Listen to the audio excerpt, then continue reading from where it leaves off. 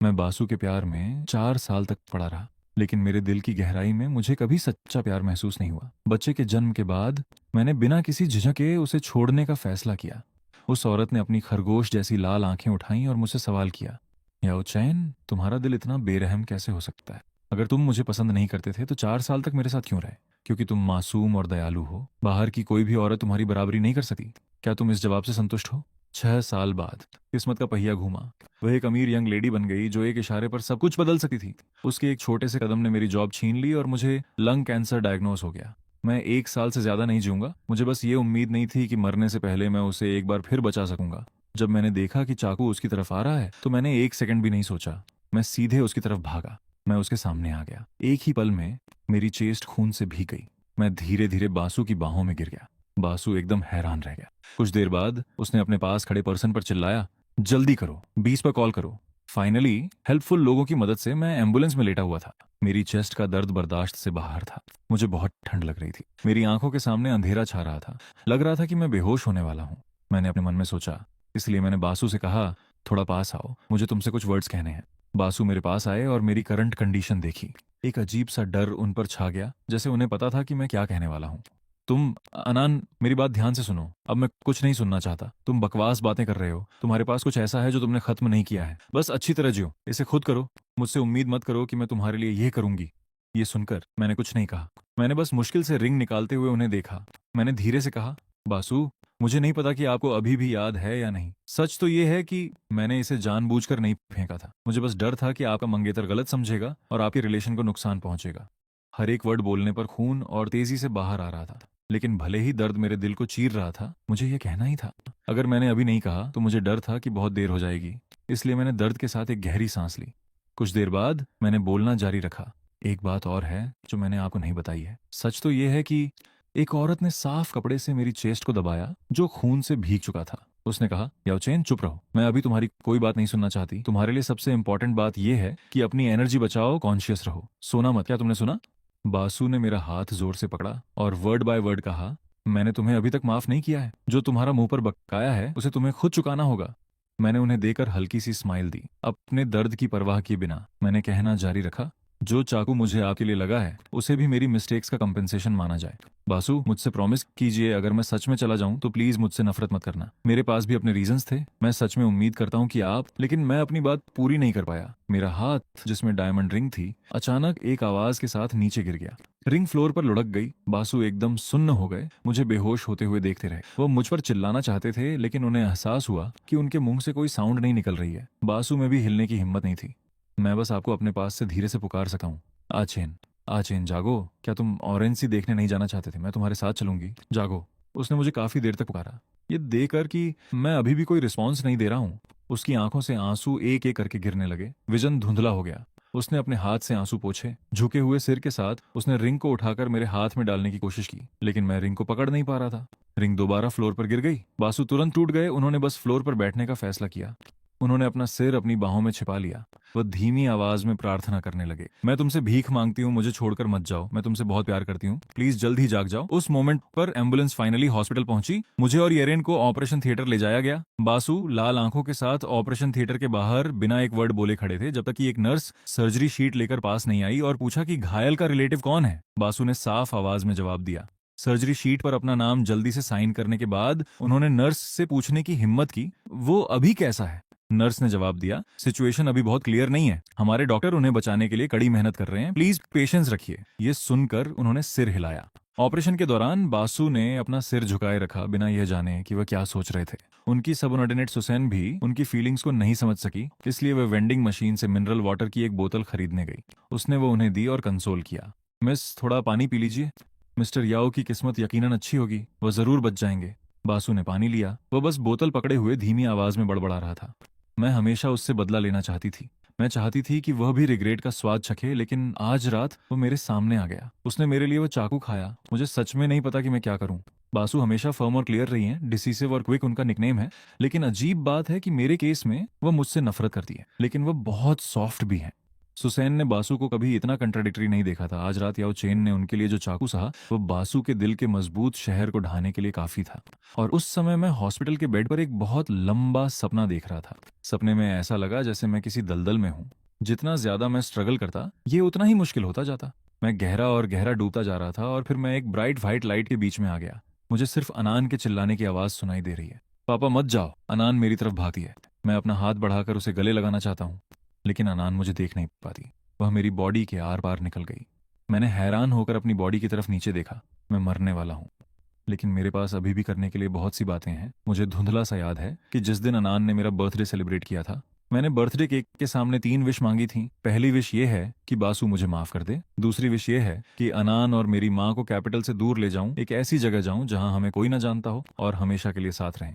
तीसरी विश ये है कि मैं अपनी फैमिली को एक बेहतर लाइफ देने के लिए काफी पैसा कमा सकूं। लेकिन अब तक बासु ने मेरी माँ और मुझे माफ नहीं किया है।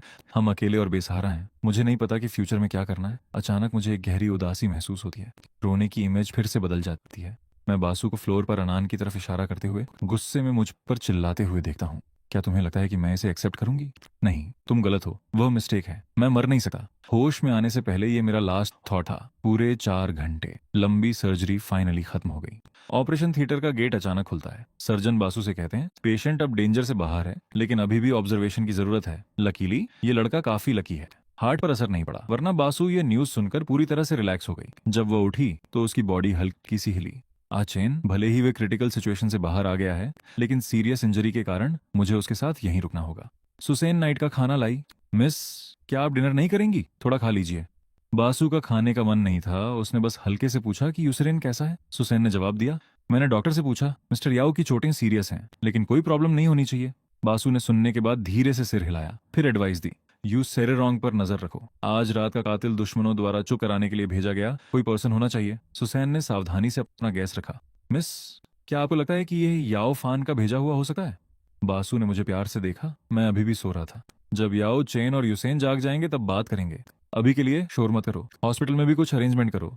सुसैन के सिर हिलाकर चले जाने के बाद बासु फाइनली पास आए। उन्होंने रिंग वाली सिल्वर चेन दोबारा मेरी गर्दन के चारों ओर पहना दी। उनकी फिंगर्स ने ठंडे मेटल को छुआ। उन्होंने मुझे प्यार से देखा। उनका हाथ मेरे चेहरे को सहला रहा था जबकि वो बड़बड़ा रही थी, याओ चेन, क्या तुम इस तरह से खुद को रिडीम करना चाहते हो? तुम ये कर्ज नहीं चुका पाओगे। तुम्हें जीना होगा। इसे मुझे पर्सनली एक एक करके वापस करो। उस औरत के वर्ड्स सुनकर मैंने धीरे धीरे अपनी आंखें खोली। मैंने बासु की ठंडी लुक देखी, अपने दिल की कड़वाहट को दबाया। इतना वीक कि आपने पहले कहा था कि अब आपको मेरी परवाह नहीं होगी। ये सच है ना? मैंने बासु के सामने अपने होंठ भींचे, अपनी आवाज के भारीपन को दबाने के बाद। तुम्हारी लाइफ या डेथ से मुझे कोई फर्क नहीं पड़ता। मैंने रिलैक्स होने का नाटक किया और सांस छोड़ी। तब मैं शांत रहूंगा। अब से मैं मिस्टर बी को शादी करने पर इन्फॉर्म नहीं करूंगा। एक सही एक्स को मरे हुए इंसान की तरह होना चाहिए। उसने चुपचाप अपने होंठ भींचे। मन में सोच रही थी कि मैं एक्सेप्ट करने को तैयार नहीं हूँ। ठीक है, ठीक है, चाओ चेन, तुम ग्रेट हो। मैंने तुम्हें अभी आजाद किया है और तुम पहले से ही किसी और के साथ मैरिज करने और बच्चे पैदा करने के बारे में सोच रहे हो। ऐसा वो या हियान वानिंग? नहीं, ऐसा नहीं है। मैं इतना क्यों सोच रही हूँ? वो किसके साथ है? इससे मुझे क्या फर्क पड़ता है? उस औरत के चेहरे पर कोई एक्सप्रेशन नहीं था, लेकिन फिर भी उसने अपना मुंह खोला और कहा, मैं तुम्हें देखना नहीं चाहती। नहीं, मैं तुम्हारे बारे में कुछ सुनना चाहती हूँ, लेकिन मेरी सिर्फ एक रिक्वायरमेंट है। बेहतर होगा कि तुम जियान बांजी से दूर रहो। ये सुनकर मैंने सोचा कि जियान वानिंग का उससे क्या लेना देना है। पहले सच में उसके साथ मेरा एक अच्छा रिलेशन था, लेकिन वह भी बासु के साथ रिलेशन की वजह से था। लेकिन अब हम सब अलग हो चुके हैं। मुझे जियान वानिंग को ढूंढने की कोई जरूरत नहीं है और मैं उनके सर्कल से बचने की पूरी कोशिश करूंगा। फिर मैंने जवाब देते हुए कहा, चिंता मत करो बासु, जब मैं काफी पैसे सेव कर लूंगा तो मैं जिम से छोड़कर तुम लोगों से बहुत दूर चला जाऊंगा।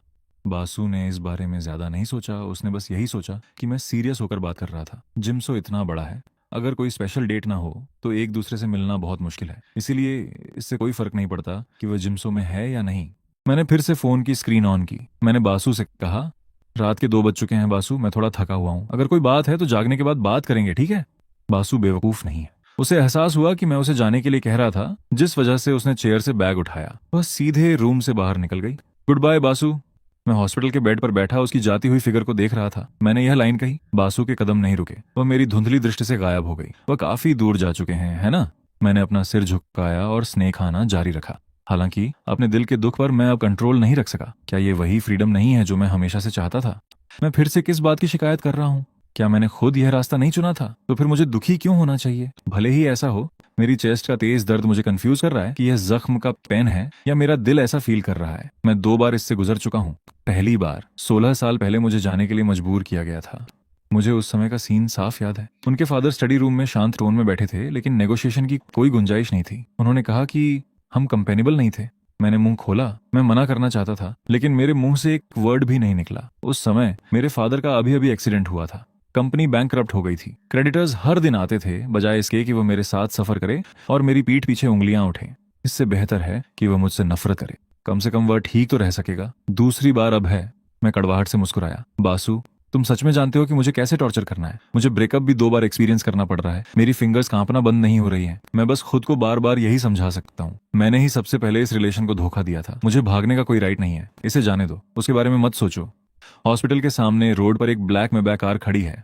विंडो आदि नीचे है। एक फेयर और पतला हाथ विंडो के किनारे पर टिका है। स्ट्रीट लाइट की लाइट पेड़ों की छांव से छनकर आ रही है। उसके हाथ के पीछे रोशनी का एक पैच सा पड़ रहा है। वह आखिरी इंसेंस स्टिक निकालती है। वह इसे जलाती है और धुआं धीरे धीरे ऊपर उठता है। उसका डेलिकेट चेहरा धुएं में लिपटा हुआ है। इसे इग्नोर करना मुश्किल है। वुडी फ्रेग्रेंस जल्द ही कार के पूरे इंटीरियर में भर जाती है। ये इतनी सटल है कि लगभग न के बराबर लगती है, लेकिन अनफॉरगेटेबल है। वह धीरे से अपनी आंखें बंद करती है। ये याओ चेन द्वारा मुझे भेजी गई आखिरी स्टिक है। मैं कभी भी ऐसी किसी चीज का यूज नहीं करूंगी जो मुझे एडिक्ट बनाए। मैं इसे छोड़ सकती हूँ। Incense sticks. सही बात है। याओ चेन भी कार स्टार्ट करने से पहले हॉस्पिटल के सामने आधा घंटा और रुका रहा। बासु ने आदत के मुताबिक हॉस्पिटल के गेट की तरफ देखा और खुद पर हंसा। मैं ही हूं जिसने उसे फ्री करने का डिसीजन लिया, लेकिन अब मैं कैसे उम्मीद कर सकती हूँ कि वो मेरे पीछे बाहर आए? प्यार में मेरी किस्मत हमेशा खराब रही है ना? उम्मीदें बनाए रखने का क्या फायदा? ये सोचते हुए उसने इंजन स्टार्ट किया और रात के अंधेरे में चली गई। उसने पेशेंट के कपड़ों में एक फिगर को हॉस्पिटल के लॉबी से बाहर भागते हुए नहीं देखा। मैंने कार की शैडो को दूर जाते देखा। मैं बातें क्लियर करने के लिए तुरंत उसका पीछा करना चाहता था, लेकिन यह आइडिया भी बहुत कम देर टिका, क्योंकि अगर मैं सच में उसके पीछे भागता भी तो मैं उससे पूछ नहीं पाता। मेरी लेफ्ट चेस्ट का जख्म खिंचाव की वजह से खुल गया था। ये इतना दर्द दे रहा था कि मेरे माथे से ठंडा पसीना निकल रहा था। जैसे ही मैं मुड़कर रूम में वापस जाना चाहता था, मेरी आंखों के सामने सब कुछ ब्लैक हो गया। मैं हॉस्पिटल के एंट्रेंस पर बेहोश हो गया। जब मैं दोबारा जागा तो सुबह हो चुकी थी। डॉक्टर चिल्लाया, क्या तुम सच में अपनी लाइफ की वैल्यू नहीं समझते? इतनी गंभीर चोट के साथ तुम्हारी हिम्मत कैसे हुई ड्रिप निकालकर अकेले बाहर भागने की? तुम्हारा जख्म फट गया है, लगभग इन्फेक्शन और मवाद होने वाला था। अगर तुम हमारे हॉस्पिटल के एंट्रेंस पर बेहोश न हुए होते तो मुझे नहीं पता कि तुम्हारी जान बच पाती या नहीं। क्योंकि मैं हॉस्पिटल के एंट्रेंस पर था, इसलिए मैंने बेहोश होने की हिम्मत की। मैं हल्का सा मुस्कुराया। मैंने खुद से कहा, तुम्हारे पास अभी भी जोक्स मारने का मूड है। डॉक्टर का एक्सप्रेशन बहुत सीरियस था। आज सुबह आपकी पूरी फिजिकल एग्जामिनेशन की रिपोर्ट्स आई हैं। लंग्स के सीटी स्कैन में कुछ मिला है। इसका नेचर अभी क्लियर नहीं है। हमें पल्मोनोलॉजी और थोरासिक सर्जरी के साथ एक जॉइंट कंसल्टेशन अरेंज करने की जरूरत है। ये कहने के बाद मैं हॉस्पिटल के बेड पर लेट गया। मैं काफी देर तक खोई हुई नजरों से देखता रहा। मैंने इस बुरी न्यूज को डाइजेस्ट करने की बहुत कोशिश की, लेकिन जाहिर तौर पर इसे डाइजेस्ट करना मुश्किल था। डॉक्टर के जाने के बाद मेरा फोन बजने लगा। कॉलर आईडी पर नानस्यान दिख रहा था। मैंने कॉल रिसीव करने में काफी टाइम लिया। मैंने नॉर्मल साउंड करने की कोशिश की और कहा, क्या बात है अयांग? लाइन के दूसरी तरफ नानस्यान बहुत एंग्सियस थी। अचेन, तुम कैसे हो? क्या तुम्हें अभी भी जख्म में पेन हो रहा है? मुझे सच में नहीं पता कि तुम्हारे बारे में क्या सोचूं। तुम एक नंबर के बेवकूफ हो। उसने ऐसा किया और तुम अभी भी उसे प्रोटेक्ट कर रहे हो। मैं थोड़ा हंसा। मैंने उसे बहुत शांत तरीके से कंसोल किया। क्या तुम देख नहीं सकती कि मैं ठीक हूं? मुझे कुछ नहीं हुआ है, बस थोड़ा सा दर्द है, बाकी सब ठीक है। उसने मुझे फोन पर जवाब दिया।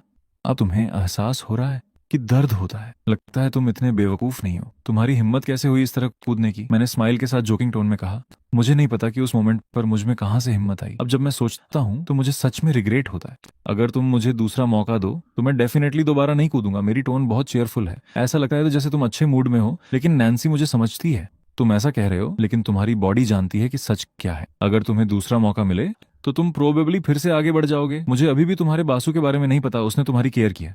मैं जवाब देता हूँ, ओह। उसे जिम्सो वापस जाना पड़ा, लेकिन उसने मेरे लिए एक नर्स अरेंज कर दी। नैन्सी क्या चिल्लाई, तुमने उसके लिए चाकू खाया और बड़ी बड़ी बातें कर रहे हो। अब तुम उसके सेवियर हो। वो तुम्हें छोड़कर कैसे भाग सकती है? तुमने सच में मुझे गुस्सा दिला दिया है। मैं इस टॉपिक पर बात नहीं करना चाहता, इसलिए मैं टॉपिक चेंज करता हूँ और रेनैन के बारे में पूछता हूँ। वो ओबीडियंट है। मैं इन दिनों घर पर नहीं रहूंगा। क्या उसने कोई ड्रामा किया है? वो बहुत ओबीडियंट है। तुम्हें बिल्कुल भी चिंता करने की जरूरत नहीं है। इन दिनों मैं अपने छोटे से अपार्टमेंट में हूँ। मैं स्कूल खत्म होते ही उसे पिक करने जाती हूँ। हम दोनों बहुत अच्छे से रह रहे हैं। मुझे ये कहते हुए थोड़ा एम्बैरेसमेंट महसूस हो रहा है। मैंने सच में तुम्हारे लिए प्रॉब्लम क्रिएट की है। इसने तुम्हें लांटिंग विला वापस जाने से रोक दिया। चेन, तुम फिर से क्या बकवास कर रहे हो? भले ही ये अनान के लिए ना होता, मैं भी अक्सर अपने घर वापस जाती हूँ। मैं और लुभेवे, तुम जानते हो कि हम में से हर एक की अपनी लाइफ है। मेरा लांटिंग विला वापस जाने का मन नहीं है। हमने हैंग अप करने से पहले थोड़ी देर और बात की। मैं हैरान रह गया। क्यों? मैं भी जानना चाहता हूँ क्यों, लेकिन उस मोमेंट पर सब कुछ अचानक हुआ। मेरा माइंड ब्लैंक था।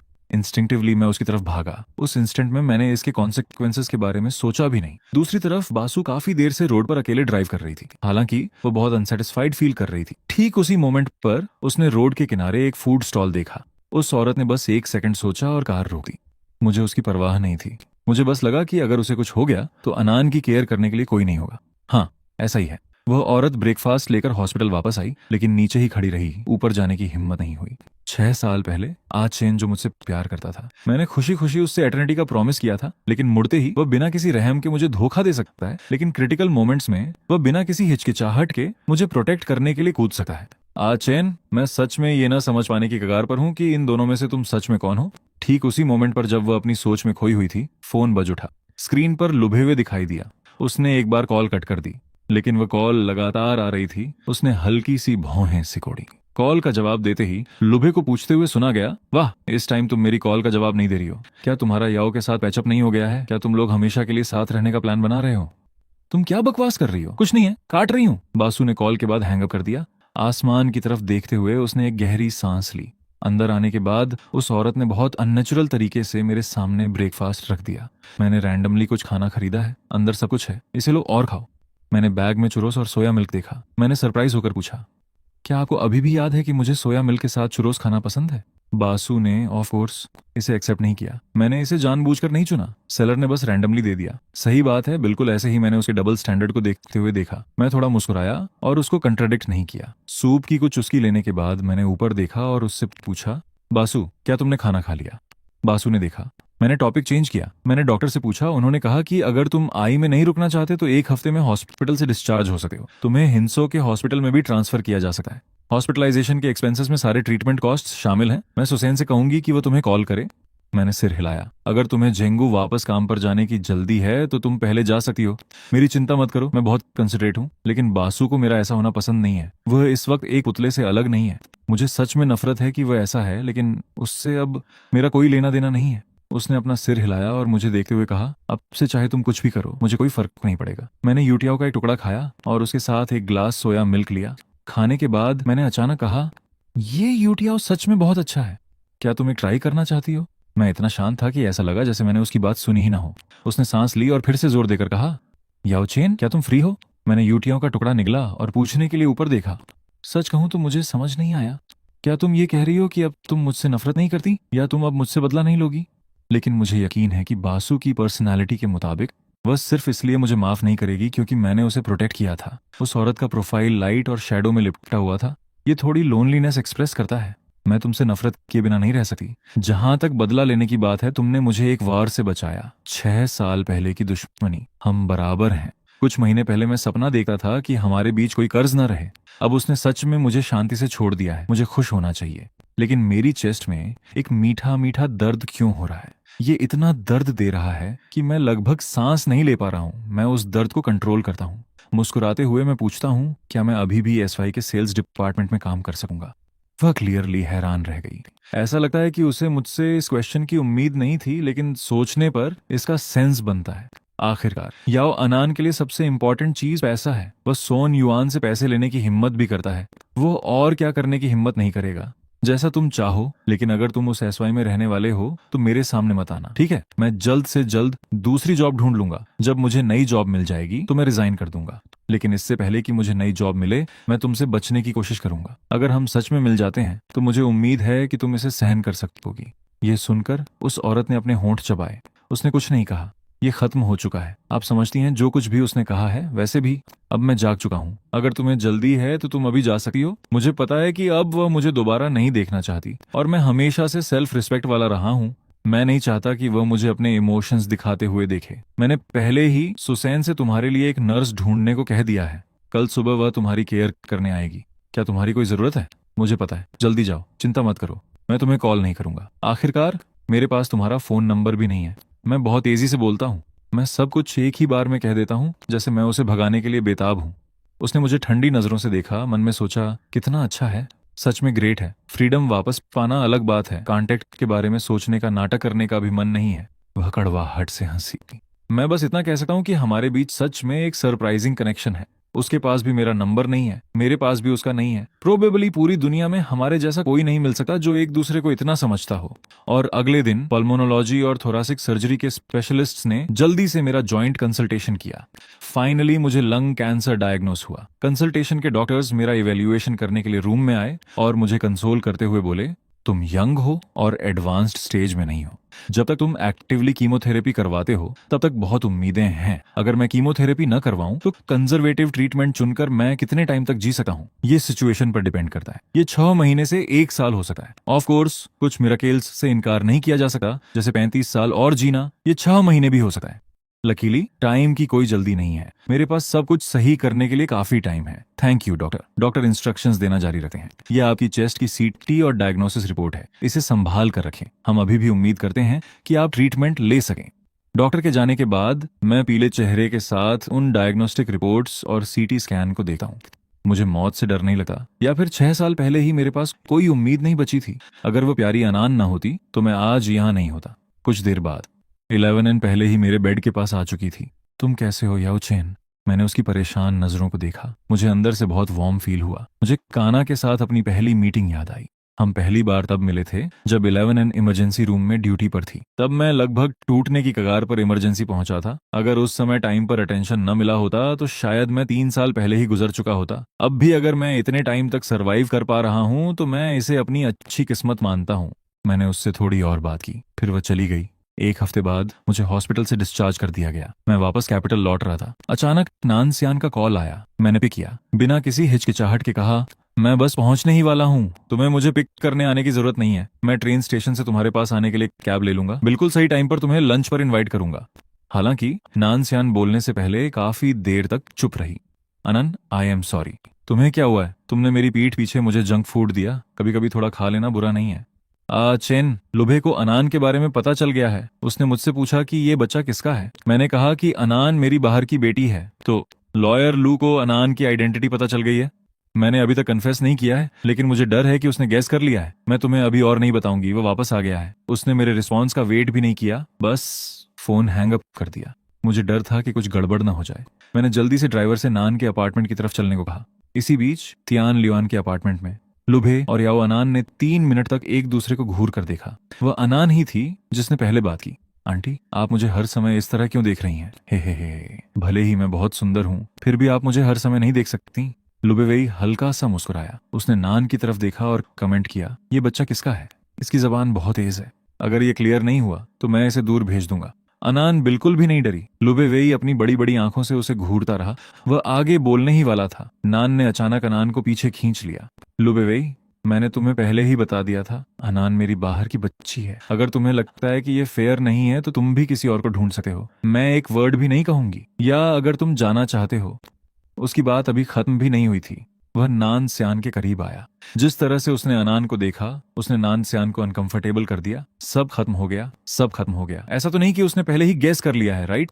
अब रहने भी दो, इसे भूल जाओ। मैं तुम्हें सच बता दूंगी। दरअसल ये बच्चा सुजिन और मेरा है। सुजिनिंग। आचेन, मैंने ये तुम्हारे लिए किया। मैं सब कुछ रिस्क पर डाल रही हूँ। तुम्हें मेरी फैमिली से पूछने की जरूरत नहीं है। वे इसे कभी एक्सेप्ट नहीं करेंगे। इतना गलत। अयंग, दरअसल तुम्हारा गोल डिवोर्स लेना है। क्या ऐसा नहीं है? ठीक है, फिर मैं तुम्हारी विश पूरी कर दूंगा। ये कहकर लुभेवेई दरवाजा पटकते हुए बाहर निकल गया। नान स्यान वहां अकेला हैरान खड़ा रह गया। उसने काफी देर तक आर्गू किया।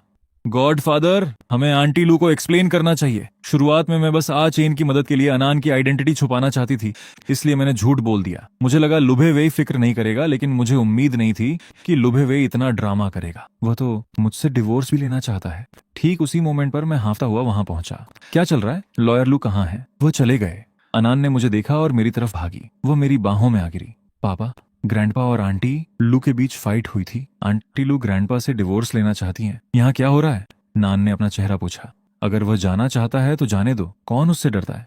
मेरी उसके लिए कोई फीलिंग्स नहीं है। जो हुआ वो जानने के बाद मुझे बहुत गिल्ट फील हुआ। मैं लॉयर लू से मिलकर उन्हें एक्सप्लेन करने जा रहा हूँ, अनान तुम्हारी बेटी नहीं है। वह कंफ्यूज हो गई है। इसीलिए वह तुमसे डिवोर्स लेना चाहता है। कोई जरूरत नहीं है, अगर वह जाना चाहता है तो जाने दो। मेरा भी उसके साथ एडजस्ट करने का कोई इरादा नहीं था। आखिरकार यह सिर्फ एक कन्वीनियंस की मैरिज थी। अगर वह डिवोर्स का प्रपोजल रखता है तो मेरे पेरेंट्स उसे वापस नहीं ला पाएंगे। इसी बीच लुभेवेई बार के एक प्राइवेट केबिन में बैठा था। उसने हाथ में वाइन का ग्लास पकड़ा हुआ था। वह पहले ही 2 या 3 बोतलें खाली कर चुका था। जब बासु वहां पहुंची और उसने यह सीन देखा तो वह अपनी भौहें सिकोड़ने से खुद को रोक नहीं सकी। जैसे ही लुभेवेई एक और सिप लेने ही वाला था, किसी ने उसके हाथ से ग्लास छीन लिया और टेबल पर रख दिया। जब तुम उस स्टेज पर पहुंच जाओगे तो मैं तुम्हें हॉस्पिटल नहीं ले जाऊंगी। लुभेवेई ने कोई जवाब नहीं दिया, बस हल्का सा मुस्कुराया, फिर ग्लास उठाया और एक सिप लिया। तुम सच में कंसिडरेट नहीं हो? जब तुम विदेश से वापस आई थी तो वार्निंग और मैंने तुम्हारा वेलकम किया था। उस रात गलती से तुमने इतनी पी ली थी कि तुम्हें ब्लड ट्रांसफ्यूजन की जरूरत पड़ गई थी। तुम्हें कौन ले गया था? हॉस्पिटल ने कहा था कि यह सीरियस था, तुम्हारी बराबरी कोई नहीं कर सकता। भले ही मैं तुम्हारे जितना हार्ड नहीं हूं, लेकिन आज रात मेरा मूड अच्छा नहीं है। मुझे पीने से कोई नहीं रोक पाएगा। मुझे रोकने की हिम्मत किसकी है? मैं किससे गुस्सा हूं? तुम भी नहीं रोक सकती। उसने सुना जो उसने कहा था। उसने खुद के लिए एक ग्लास डाला और फिर कहा, तुम्हें क्या हुआ है? लुभे का इस तरह पीना नॉर्मल नहीं है। साफ दिख रहा है कि वह किसी सीरियस चीज से गुजरा है। मैं डिवोर्स लेने वाला हूं। बासु का एक्सप्रेशन शांत था। इस बात ने फ्रस्ट्रेट हो रहे वेई को बहुत अनसेटिस्फाइड कर दिया। नॉट बासु, तुम एक अच्छी फ्रेंड नहीं हो। मैंने कहा कि मैं डिवोर्स लेने वाला हूं, तुम मुझे थोड़ा कंसोल भी नहीं करोगी? आई एम सॉरी, मेरी शादी नहीं हुई है। मुझे नहीं पता कि डिवोर्स कैसा फील होता है। तुम नहीं हो। इस तरह से किसी को कंसोल किया जाता है, लेकिन ऐसा लग रहा है जैसे तुम्हारी हालत मुझसे भी बुरी है। मैं देख रहा हूं कि तुम्हें भी ज्यादा फर्क नहीं पड़ता। मेरे पास अभी भी थोड़ा काम है, या मुझे पहले ग्रुप में वापस चले जाना चाहिए? मत जाओ। अगर तुम चली जाओगी तो मैं किससे शिकायत करूंगा? ये बात तुमने उठाई या उसने? ये मैंने उठाई। उसने प्रोबेबली सोचा भी नहीं था कि मैं डिवोर्स की बात करूंगा। इसके पीछे का रीजन क्या है? बासु, तुम डिवोर्स ऑफिस के स्टाफ की तरह क्यों एक्ट कर रही हो? ऑफिसर, क्या सच में आपके मन में नान के लिए फीलिंग्स हैं? उसकी अपीयरेंस और कम बोलने पर मत जाओ, लेकिन उसका हर क्वेश्चन सीधे पॉइंट पर जाता है। लुबे एक मोमेंट के लिए हैरान रह गया। ऐसा लगता है कि उसने सच में इस क्वेश्चन के बारे में नहीं सोचा था। शुरुआत में उसे बस लगा था कि नान सियान एक अच्छी फैमिली से है, ये फैमिली की गलती है, वह हैंडसम है, उसकी बोलचाल भी अच्छी है, और इस तरह हम साथ आ गए। इतने टाइम तक साथ रहने के बाद श्योरली किसी ना किसी तरह से कुछ फीलिंग्स तो हैं, लेकिन वे फीलिंग्स कितनी स्ट्रांग हैं मुझे नहीं पता। मैं बस इतना जानता हूं कि मैं बहुत दुखी और बहुत गुस्से में हूं। बासु, तुम बेवकूफ नहीं हो। तुम जानती हो कि मैं और नान एक कन्वीनियंस की मैरिज में है। मैनली, जिस बात से मुझे प्रॉब्लम है वो ये है कि वह अचानक 6 या 7 साल के बच्चे को ले आया और फिर मुझसे कहता है कि वह उसके पहले प्यार का बच्चा है। इसे कौन बर्दाश्त कर सकता है? इसलिए बिना 2 बार सोचे मैंने डिवोर्स मांगने का डिसीजन लिया। नान सियान के पहले प्यार का नाम सुमिंग है। मुझे याद है कि लगता है वह देश वापस नहीं आया है। अगर वह वापस आता है तो मुझे देखना होगा कि वह असल में कैसा है। ऐसा क्या है जिसकी वजह से नान सियान इतने सालों से उसे इतना मिस कर रहा है? मैं तुम्हें देखता हूँ, अब कोई उम्मीद नहीं बची है। इससे बेहतर यही है कि मेरा डिवोर्स हो जाए, है ना बासु? तुम अभी भी मेरी बेस्ट फ्रेंड हो। मैं पहले ही प्यार में हर्ट हो चुका हूँ। क्या ऐसे किसी इंसान को कंसोल करने का कोई तरीका है, चाहे तुम कितनी भी अच्छी क्यों ना हो? क्या तुम किसी के पहले प्यार से कम्पीट कर सकती हो? लुबे हाथ में वाइन का ग्लास पकड़े हुए है और ज्यादा खुश नहीं है, लेकिन वह अपने वर्ड्स को कंट्रोल नहीं कर पाता। तुम सही कह रही हो। आखिरकार तुम एक एक्सपीरियंस वाली इंसान हो। तुम जानती हो कि पहला प्यार कितना पावरफुल हो सकता है। हम यहाँ आओ, अगर तुम में हिम्मत है तो चलो एक दूसरे को हर्ट करते हैं। तुम्हें मेरी दुखती रग पर हाथ रखने को किसने कहा था? लुबे वेई, अगर तुम नहीं बोलोगे तो कोई तुम्हें गूंगा नहीं समझेगा। उसी मोमेंट पर लुबे वेई का फोन बजा। उसने स्क्रीन पर एक नजर डाली। वह थोड़ा इम्पेशेंट था। कौन है? इस टाइम मुझे कॉल कर रहा है? सच में इरिटेटिंग है। भले ही वह शिकायत कर रहा था, फिर भी उसने कॉल पे की। दूसरी तरफ से एक जानी पहचानी मेल वॉइस सुनाई दी। लॉयर लू, मैं याओ अनान हूँ। वह लुबे वेई को कॉल क्यों कर रहा है? क्या उसे नहीं पता कि लुबे वेई उसे पसंद नहीं करता? वह पहले से ही ऐसा है और फिर भी उसके लिए बात करना चाहता है। डेफिनेटली भाइयों के बीच एक गहरी दोस्ती है। याओ अनान, तुम्हें मुझसे क्या चाहिए? क्या नान ने तुम्हें मीडिएटर की तरह एक्ट करने के लिए भेजा है? लेकिन मैंने कभी याओ अनान को पसंद नहीं किया। नान को भी पता होना चाहिए कि वह इतना बेवकूफ नहीं हो सकता, है ना? लॉयर लू, क्या आपके पास अभी टाइम है? लुबे ने बहुत डिसीसिव तरीके से रिजेक्ट कर दिया। नहीं नहीं। मैं लाइन के दूसरी तरफ कुछ सेकंड के लिए चुप रहा। मैंने बहुत सीरियस होकर कहा, लॉयर लू, मुझे पता है कि मेरे बारे में आपकी एक राय है, लेकिन मैं आपको इसलिए ढूंढ रहा हूँ क्योंकि मुझे आपसे कुछ बहुत इंपॉर्टेंट कहना है। आपके पास कब टाइम है? चलिए पर्सनली मिलते हैं, आमने सामने साफ बात करते हैं। इंपॉर्टेंट बात यह है कि लुबे वेई ने अपने पास बैठी औरत को तिरछी नजरों से देखा। अचानक उसके दिमाग में एक नटखट आइडिया आया। क्या तुम यून के बारे में जानते हो? अभी मैं यहाँ पी रहा हूँ, तुम मुझसे मिलने आ सकते हो, या वो चेन बाद में आएगा। क्या तुम्हें क्यूरियोसिटी नहीं है कि वो मुझसे क्या बात करना चाहता है? क्योंकि तुम्हारे पास उससे डिस्कस करने के लिए इंपॉर्टेंट बातें हैं वो तो मैं तुम लोगों को डिस्टर्ब नहीं करूंगी। नाटक करना बंद करो। मुझे पता है कि तुम भी जानना चाहती हो। तुम नहीं जा सकी। अभी मैं नशे में हूँ। अगर तुम चली जाओगी तो क्या होगा? अगर उसे मेरी ब्यूटी में इंटरेस्ट आ गया क्या तुम्हें लगता है कि वह अंधा है और कौन तुम पर ध्यान देगा? लुबे ने एक हुंकार भरी। उसने कुछ नहीं कहा। 15 मिनट बाद मैं क्लाउड्स के टॉप पर अपीयर हुआ। लुबेवेई ने हाथ हिलाकर मेरा वेलकम किया। मैंने आवाज की तरफ देखा। जब मैंने बासु को देखा तो मैं काफी देर तक हिचकिचाया। फाइनली मैंने हिम्मत जुटाई और पास आया। मैंने बासु को ग्रीट किया। आई एम सॉरी, मुझे नहीं पता था कि तुम भी यहाँ हो। आखिरकार मैंने उससे प्रॉमिस किया था कि मैं उसके सामने ना आने की कोशिश करूंगा, लेकिन सिर्फ कुछ ही दिनों में मैंने वो प्रॉमिस तोड़ दिया। वो औरत बहुत डिस्टेंट तरीके से बिहेव कर रही थी। ये पहली बार नहीं है जब तुमने कोई प्रॉमिस तोड़ा है। मुझे अब इसकी आदत हो चुकी है। हम शुरुआत में हमने एग्री किया था हमेशा साथ रहने का। उसने भी इसे सीरियसली नहीं लिया है ना? अरे कोई बात नहीं, मुझे उसके डिस्टेंट टोन की आदत हो चुकी है। मुझे थोड़ा दर्द होता है, यहाँ तक कि जख्म में भी हल्का सा पेन होता है, लेकिन फिर भी मैं थोड़ा एक्सप्लेन करने से खुद को रोक नहीं पाया। अगर मुझे पता होता कि तुम यहाँ हो तो मैं नहीं आता। मैं बाथरूम जा रही हूँ। वह मुझे देखे बिना पास से निकल गई। मैं जा रहा हूँ बिना किसी नॉस्टैल्जिया के एहसास के। बताओ तुम्हें मुझसे क्या चाहिए जो इसी प्राइवेट केबिन में होना जरूरी है? लॉयर लू, वो बच्चा नान का नहीं है। आपसे गलती हुई है, वो उसका नहीं है। क्या वो तुम्हारा है? मैं उन वर्ड्स पर अटक गया। मुझे नहीं पता था कि कैसे एक्सप्लेन करूं। डिवोर्स की वजह से लुबे का सिर प्रॉब्लम्स से भरा हुआ था। इसके अलावा उसने काफी पी रखी थी। उसे मेरी एब्नॉर्मलिटी का एहसास नहीं हुआ। जाओ और नान से कहो कि अगर वो पैचअप करना चाहता है तो मुझसे मिलने आए। वो खुद को क्या समझता है, लेकिन उस बच्चे को मैं एक्सेप्ट नहीं करूंगा।